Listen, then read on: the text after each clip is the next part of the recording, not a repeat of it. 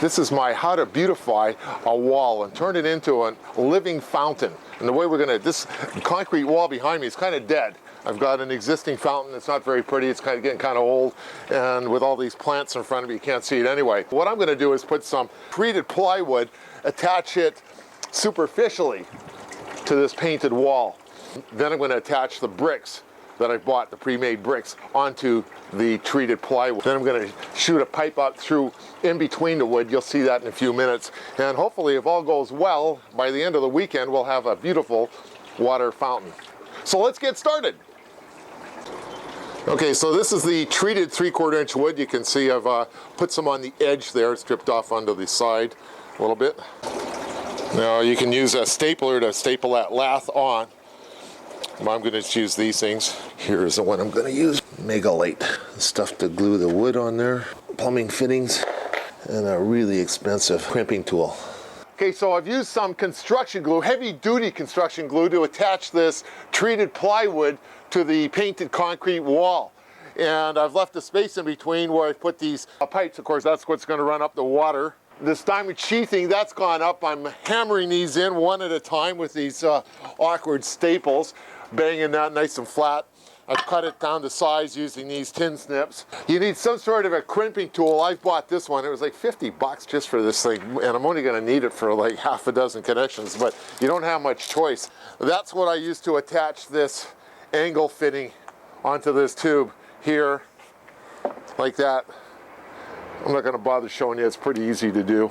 And I've put a power cord up here because later on I'm going to be putting some lights to shine down on this fountain at nighttime, which should give it a really nice effect. Okay, I've almost put up all this diamond sheathing. It is a pain in the butt nailing this stuff on here.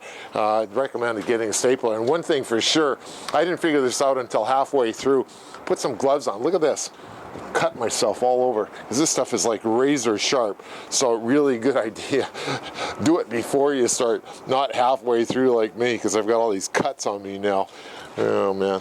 Anyway, I'm not an expert on this stuff. I know I'm probably going to get like tons of people that do this for a living, or people that watch this stuff on TV all the time saying, "You dummy, how come you didn't know that?" Well, you know, I don't know that because I don't watch those shows on TV, and I don't know anybody that knows how to do this, so I'm just winging it as I go along, but I'm pretty sure it's going to work out.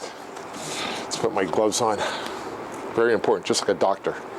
And obviously you want to put a lot of these on because these are what's holding this onto the wood, and I'm not going to make you watch me do every last one of them.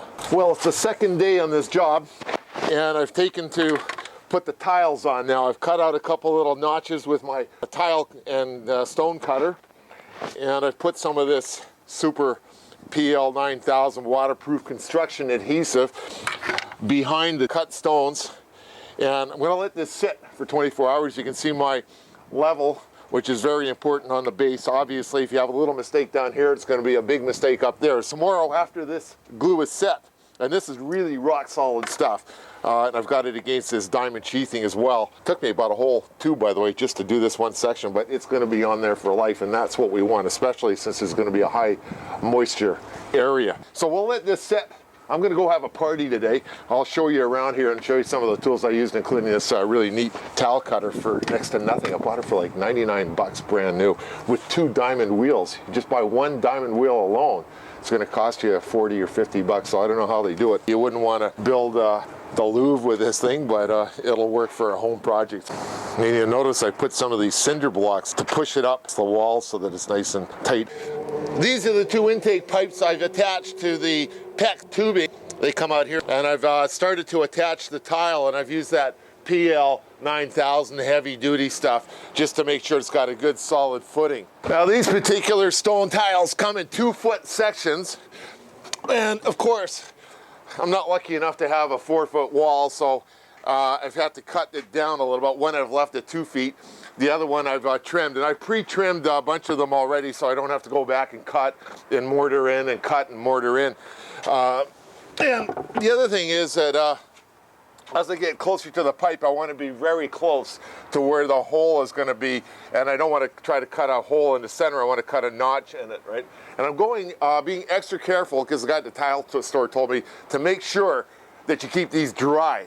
So I've actually kept them inside because there was a bit of rain last night, and I'm getting a fresh start this morning. So this is actually day 3, although it was just a partial day because of the rain yesterday. This is very important when you're cutting these tiles. If I were to put all the cut pieces on this side and all the non-cut ones, I'd have a line where this goes like this, and there would be no strength there. So you want to alternate them.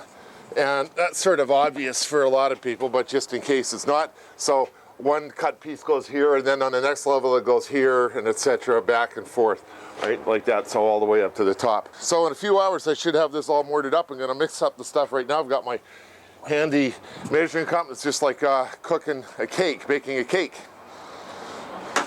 Let's see if this works.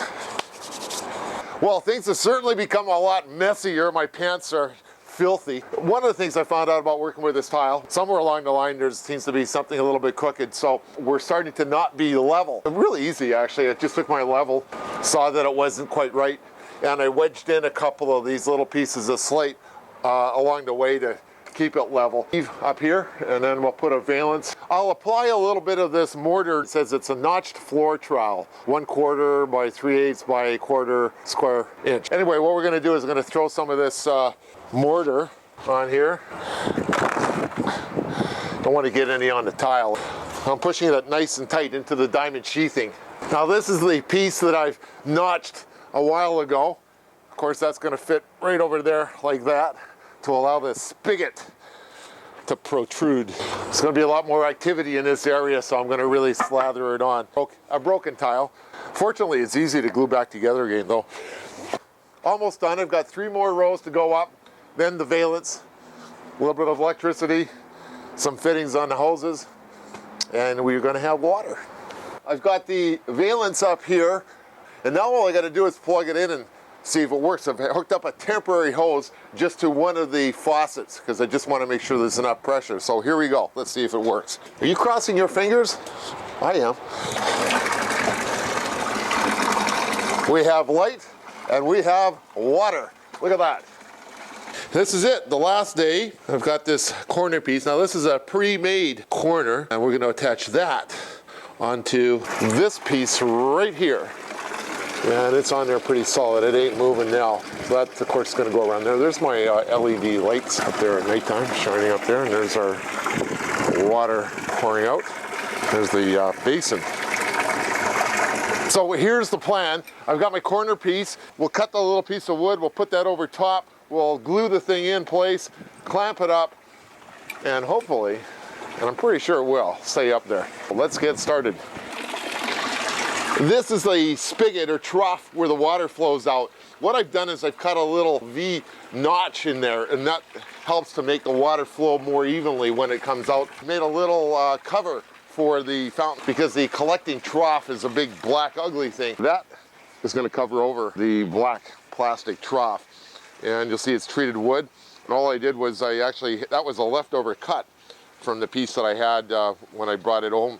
I've just fashioned it in such a way that it's got an angle bracket on there, and I put some of that super glue stuff on it, PL 9000. If we look over here in the corner, you see a bunch of blue stuff and a hose. So what's that all about? And I'm not one for going out here every 2 or 3 days and filling it up, or more in fact, probably in this case. There's a lot of water coming out. So what I've done is I put a little float valve, kind of the same thing you got in your toilet there. You see that? When that little float comes up, it turns off. But when it drops, look at that. You see that? Puts water in. So it's always at the right level. What's that blue thing all about, right? Yeah, it looks like it's actually plugged into a wall here. There's a little plug in there. And that is really important if you live around where I live here in Canada, where we get freezing weather in the winter. That would freeze up. This thing would all solidify with ice, and we wouldn't have any water flowing in, and we'd have the same problem again. So that's a little heater strip. This is it. It's done. Now this is my cover for the ugly black tub that is the fill for the water flow that's coming in. In fact, I'll just turn it on right now. We're right in the heart of downtown Vancouver. There's like traffic everywhere. There's noise. There's just, you know, living in a big city. But I can't hear it because I've got a fountain that's making lots of noise, and that's the kind of noise that I really like to hear, especially when I'm going to bed at night. Like I'm out in the bushes or the rainforest jungle somewhere. Isn't that cool?